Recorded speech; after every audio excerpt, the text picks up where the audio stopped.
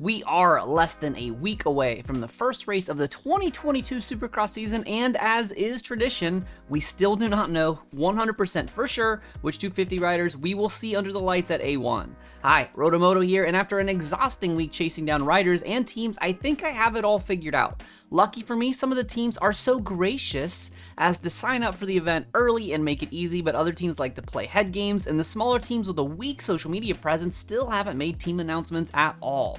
There is still a chance that a last-minute swap could happen, especially with the late practice injury, but for the most part, this list should be gospel come A1. Starting with the factory teams, it looks like just 9 true factory guys for A1, a far cry from when each factory squad had 2 or more riders each. Let's first get the elephant out of the room. Star Racing Yamaha has 6 riders and are looking to split the team with 3 on each coast. Obviously, the 2021 250 West champion Justin Cooper is defending his title, right? Wrong. In a baffling move, Star Racing Yamaha is flipping their championships onto the opposite coast in an effort because they think it's a better shot at winning even more titles. So that being said, it looks like Colt Nichols will be lining up and contesting the West and is an obvious favorite to win his second Supercross title before moving up to the 450s next season. Joining him on the Premier Blue team is Christian Craig, who is also in the title or bust mindset as he is also faced with moving up next year. And they will be supported by Nate Thrasher, who is coming off of 2 wins in his rookie season, making Star Racing Yamaha the first team to have 3 race winners on a single coast. Honda HRC only has 2 250 riders on the squad, and it looks like 1 on each coast. Who's on the West? Jet Lawrence. No coast strategies here, as his agent Lucas Myrtle said on the Clubamex show, Jet's ready, so he'll be lining up at A1. Pro Circuit Kawasaki has a 5-rider squad split up with 3 on one coast and 2 on the other. It looks like Mitch is sending Mr. Consistent Joe Shimoda to contest the West. Joe notched a win in the final East round last year after finishing every single round inside the top 5 in the regional series. Backing him up is 2021 Daytona winner Seth Hammaker, and it looks like Cameron McAdoo is penciled in to ride the West as well, making Pro Circuit the second team to have 3 race winners on a single coast, although I have heard whispers but not confirmed that Little Mac might need to be pushed to the East Coast before the weekend comes, so keep your eyes peeled on him.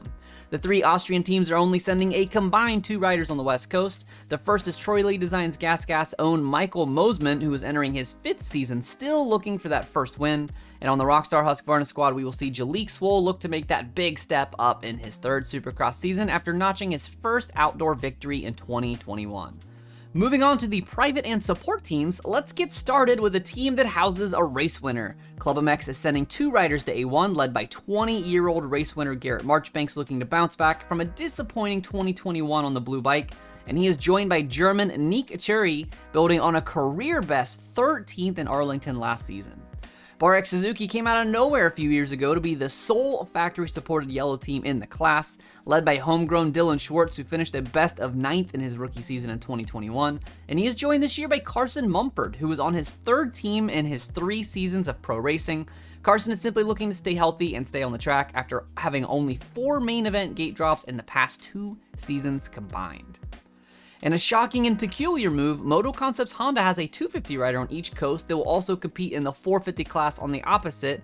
Fast-starting Vince Freeze will line up on the West Coast rounds on the little bike, something he has not done in 7 years. But we will see him back on the big bikes once the series swings east. AJE Gas returns with Motul as the title sponsor and 3 riders under the tent.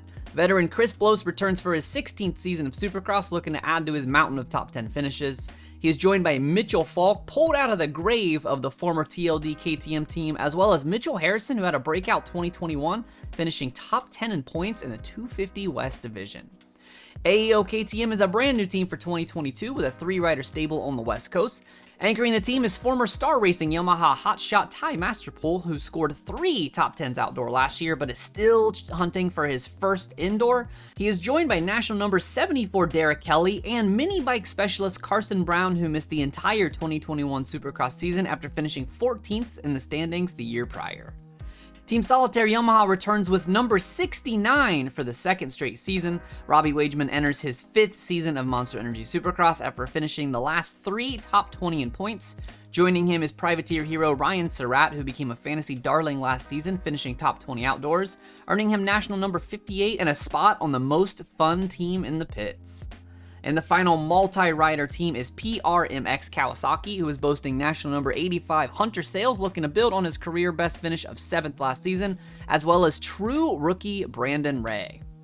We have a handful of foreign teams sending their riders to the US of A to compete in multiple rounds of West Coast Supercross. Thomas Doe returns to the series compliments of Tech 32 KTM. Doe finished 8th in points in the depleted East last year with a season best of 5th in Salt Lake, as well as a 14th overall in the East-West Shootout. Revo Kawasaki is sending Britain's own Dylan Walsh for select rounds in 2022. Dylan was last seen in the US for the 2016 Monster Cup Super Mini All-Stars, finishing 4th behind Cameron McAdoo, Challen Tennant, and Garrett Marchbanks, but ahead of future factory riders like Justin Cooper, Brandon Hartranft, and Jordan Bailey. Most recently, he finished 25th in the MXGP in 2020. The final import is Jack Brunel, riding for ASA United Gas Gas. Jack has been racing various Supercross and Arena Cross series all across Europe and is finally making the trip stateside to race in the biggest series of them all. Although Red Bull KTM of Canada's Jess Pettis is on the entry list for A1, he will actually be lining up east alongside Red Bull KTM USA's Max Voland. A few miscellaneous team announcements. Caden Amarine will make his Supercross debut for Team Tedder KTM after scoring 8 pro points outdoor in 2021. Dylan Woodcock returns from his horrendous crash in San Diego last year that left him without feeling in his legs as part of the All-South Husqvarna. And Colby Cott makes his Supercross debut with the TPJ team aboard a Gas Gas. A few privateers of note. Former Red Bull KTM of Canada's Cole Thompson will be lining up for the West Coast aboard a privateer Yamaha with 15 top 10 finishes under his belt in the United States, but we haven't seen him in the US arena in over 4 years. Man of the people Jared Steinke will line up for West Coast rounds on a Kawasaki. National number 79 Hunter Schlosser will again pilot a completely privateer Yamaha, as well as Cheyenne Harmon and Maxwell Sanford on privateer Hondas. Garen Stapleton on a Gas Gas, and the lone yellow privateer Richard Taylor is finally going to give up the dream of putting a privateer RM into the main by going blue for the first time in his career.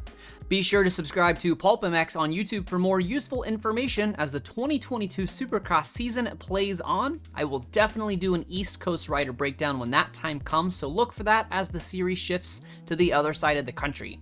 And doubly be sure to subscribe here and follow PulpMX Fantasy and RotoX Moto on Twitter and Instagram if you are a fantasy Supercross fan. I will personally be releasing a video every single race week highlighting 5 riders that you should look closely at when putting together your team and stats to show what the other teams are doing in the leagues, as well as a cheat sheet on Twitter and Instagram, bringing all of the handicap and qualifying information into one place so that you can make those last-minute decisions more easily than flipping back and forth between the two. And if you are brand new to the game, I got you covered there as well. Stick around to the end for a video to teach you how to play PulpMX Fantasy in less than 5 minutes. This has been Rotomoto. Thanks for watching.